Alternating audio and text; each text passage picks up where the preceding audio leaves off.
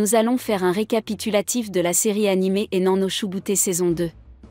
En l'an 198 de l'ère solaire, à Tokyo, des brigades de pompiers spéciales appelées Fire Force luttent contre les incidents croissants de combustion humaine spontanée où les êtres humains sont transformés en enfers vivants appelés infernales. Shinra Kusakabe est un jeune pyrokinésiste de la 3e génération qui a été surnommé « empreinte du diable » en raison de sa capacité à enflammer ses pieds à volonté. Il rejoint la compagnie 8 de la Special Fire Force, composée d'autres utilisateurs de flammes qui ont pour mission d'éteindre les infernaux qu'ils rencontrent et d'enquêter sur les compagnies 1 à 7. Au début de l'histoire, son passé est entouré de mystères. Nous savons qu'il a perdu sa famille à cause d'un infernal lorsqu'il était très jeune. En raison de sa capacité à allumer un feu à partir de ses pieds, il a été surnommé « empreinte du diable ». Beaucoup l'accusent d'être responsable de la mort de sa mère et de son frère. Après avoir sauvé un membre de la Fire Force 8 d'un infernal dans un train, Shinra se présente comme la nouvelle recrue de l'équipe. Considéré comme un groupe de marginaux, Shinra s'y intègre parfaitement. Une autre raison pour laquelle Shinra a reçu ce surnom et pour laquelle beaucoup pensaient qu'il avait tué sa famille est son sourire. Épisode 1, une explosion se produit et la Shinra entre en action. Shinra rencontre un énorme infernal. Il est sauvé par Arthur Boyle. Le reste de la compagnie lui arrive pour abattre l'énorme infernal. Le capitaine Obi envoie Victor Licht et Vulcan Joseph localiser le cœur de l'infernal. Iris, Maki, Tamaki et Inawa rejoignent Shinra pour combattre. Vulcan et Licht découvrent que l'infernal possède plusieurs noyaux. 5 en tout, un dans chaque bras et chaque jambe, et un noyau principal dans la poitrine. Les bras et les jambes doivent être détruits en premier. Le lieutenant Inawa tire sur le premier noyau et le poignet et la main de l'infernal se transforment en cendres et tombent. Tamaki utilise son Ekomata pour lier l'infernal, tandis que Maki utilise ses pouvoirs pour pulvériser le noyau avec Sputfla Rush.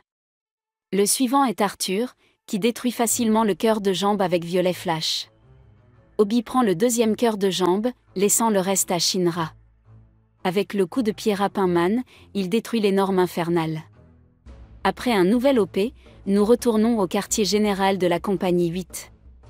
Obi est scandalisé par la nouvelle garde-robe d'Inawa. En particulier son chapeau sur lequel on peut lire Nudiste Beach, salope nudiste. Inawa ment et prétend avoir acheté les vêtements, mais Obi sait qui est responsable.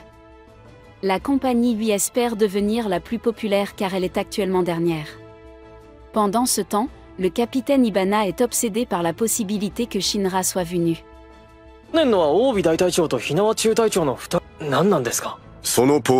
C'est secrètement photographié dans les bains publics. Cette année, la compagnie 8 espère remonter dans le classement. Épisode 2, Shinra se rend au quartier général de la Special Fire Force Company 4 pour rencontrer leur capitaine. Shinra a vu le capitaine Hag lors d'une liaison à Dola. L'agence Fire Defense est en charge des pompiers réguliers, de l'académie et de la Fire Force Company 4, qu'elle utilise pour gérer l'académie. Dans l'épisode 2 de Fire Force, Flame of Madness, nous faisons la connaissance d'Ogun Montgomery, le seul ami de Shinra à l'académie. Il est également l'ami d'Arthur, il semble jouer le rôle de pacificateur entre les autres. La promotion de la saison 2 de Fire Force laisse entendre qu'Ogun sera au moins associé à la compagnie 8.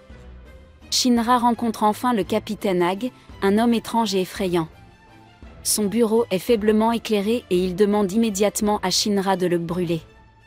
Le capitaine Hag est un vieil homme avec des lunettes à monture noire, une coupe à la hache et une cicatrice sur le visage. Au cours de cette étrange rencontre, le premier pilier, une femme blonde et nue, commence à manipuler Shinra. Dans un premier temps,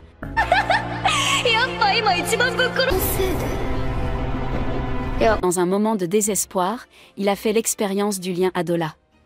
Fire Force a toujours eu un ton religieux explicite. Hag semble avoir été converti par son expérience. Pour lui, Adola est une vérité qui doit être partagée avec le monde. Soudain, l'ancien camarade de classe de Shinra l'attaque alors qu'il porte le costume de la mascotte. Le premier pilier réussit à pousser Shinra à bout. Il cède et devient possédé par le premier pilier. Shinra a toujours flirté avec son côté obscur. Ayant connu la tragédie et le rejet, Shinra s'est souvent senti seul. Le capitaine Hag déplace la bataille à l'extérieur. Avec Pancaopat, qui soutient Hag, ils affrontent une Shinra déchaînée. Dans un premier temps, les flammes de Shinra s'avèrent insurmontables pour le capitaine Hag. Cependant, il trouve agréable d'être exposé aux flammes d'Adola. Hogun et Arthur arrivent pour mettre fin au déchaînement de la Shinra.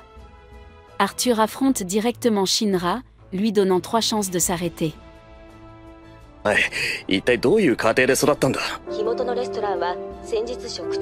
La pauvreté, les parents d'Arthur l'encouragent à se perdre dans son monde imaginaire. Le combat se termine en grande partie de manière prévisible, Shinra se souvient qu'il souhaite être un héros. Il rejette le premier pilier et en partant, elle lui annonce qu'un autre enfant avec le lien Adola va naître. Elle attend avec impatience de voir quel groupe, l'évangéliste ou la compagnie 8, atteindra l'enfant en premier. Épisode 3, Shinra se réveille de l'hôpital en essayant de comprendre qui a un Adola Burst. Obi en parle au chef de l'agence de défense contre les incendies. Il veut que toute la compagnie soit impliquée dans cette affaire, mais le chef refuse d'envisager l'idée. Il y a beaucoup de politique en jeu et Obi se retrouve frustré, sans avoir trouvé de solution. Arthur dit qu'il s'agit de quelqu'un d'autre que la Shinra et que leurs employés sont contrôlés par une électricienne. Compte tenu de la hiérarchie des 3 générations des Infernaux, une écolière nommée Inca pourrait bien être le Joker qui contrebalance cet équilibre. En tant que 4e génération autoproclamée, Inca possède des pouvoirs inhabituels et impressionnants.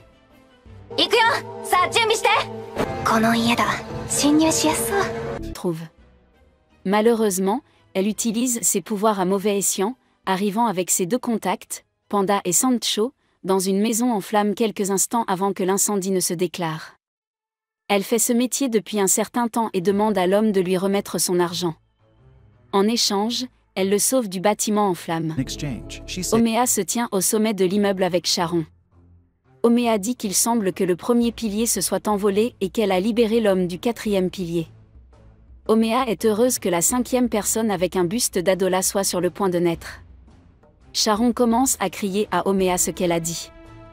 Omea lui donne un coup de pied au visage pour l'empêcher de crier. Omea dit qu'ils se battent contre les punks de la Fire Force. Le lendemain, Arthur se promène avec Shinra dans la rue. Il dit à Shinra qu'il lui a donné du fil à retordre lorsqu'ils se sont battus. Il lui demande ce qui aurait pu se passer si la bagarre ne s'était pas terminée. Shinra lui répond que c'est lui qui était en tort lors de la bagarre. Arthur sort son épée électrique et la pointe vers Shinra. Il lui dit que Shinra ne peut pas l'accepter comme ça. Arthur remet son épée en place et Shinra dit qu'il va sauver Sho, sa mère et toutes les personnes qui ont subi l'éclatement d'Adola. Plus tard, Shinra est avec un groupe qui se dirige vers l'endroit où ils ont entendu une explosion.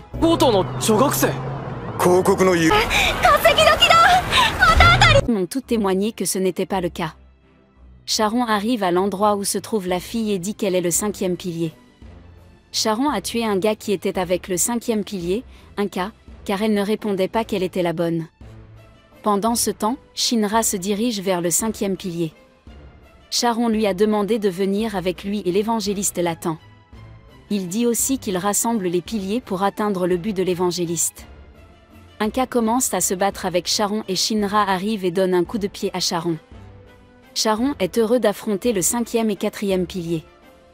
Épisode 4, sur le toit, la Fire Force remarque Omea via un drone et Omea reçoit un message de ses alliés disant qu'ils ont fini d'explorer le quartier A. Omea crie au sommet du bâtiment que les pompiers sont à proximité. L'équipe de secours asperge les infernaux d'eau afin de les mettre hors d'état de nuire.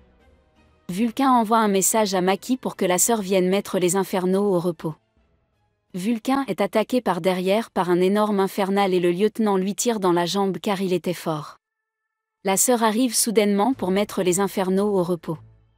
L'un des pompiers demande à Maki et Vulcain de localiser l'utilisateur de plasma pour lui.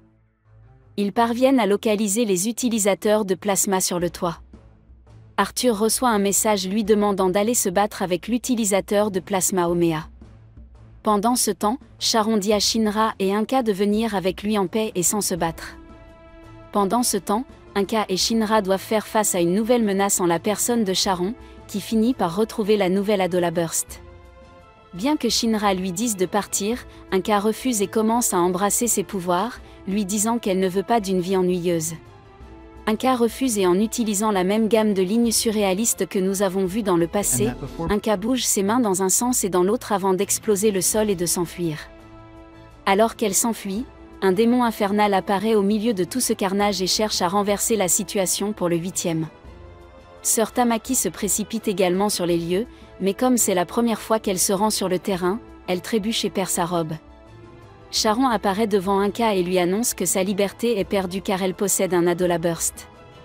Shinra attaque avec son super mouvement qui éloigne Charon d'Inca. Shinra dit qu'il est un héros. Shinra est en plein combat avec Charon, tandis qu'un démon infernal apparaît devant le lieutenant et Vulcain. Tamaki apparaît également pour aider Vulcain et le lieutenant. Kari arrive et gèle tous les ennemis en utilisant ses pouvoirs de congélation. Shinra est capturé par l'homme de Charon. Toru Kishiri du 5e est venu le sauver en utilisant Backdraft Bubblish Gum. Inca est capturé par les ennemis et Shinra essaie de la sauver. Charon continue de s'opposer à Shinra tandis que Omea se bat avec Arthur sur le toit. Vulcain et d'autres tentent d'abattre le démon infernal. Et c'est tout pour aujourd'hui. Si vous avez aimé ce récapitulatif et que vous voulez d'autres récapitulatifs comme celui-ci, pensez à vous abonner à notre chaîne. Au revoir.